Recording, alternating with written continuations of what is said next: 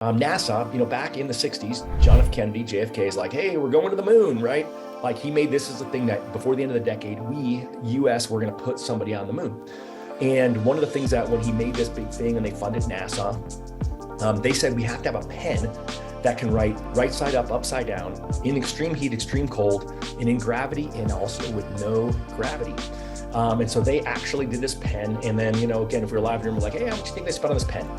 They spent over $1 million on this pen, right? Like in today's dollars, like people say it's $10 million that they spent on making this space pen that would write upside down, right side up. And guess what? You can buy it on Amazon for like $4 now or something.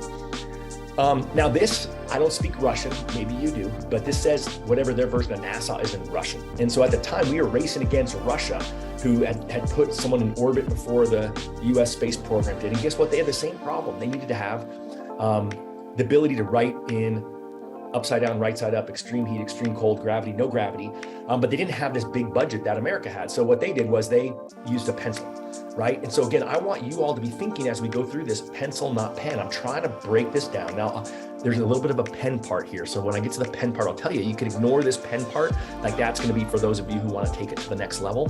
But I don't want this to be a conversation around take it to the next level. I want this to be like, hey, how do we lower the barrier to make it so that this is something that you can just crush, right? That you can go design yourself and then feel like, hey, I can crush 2023 if I choose to do so.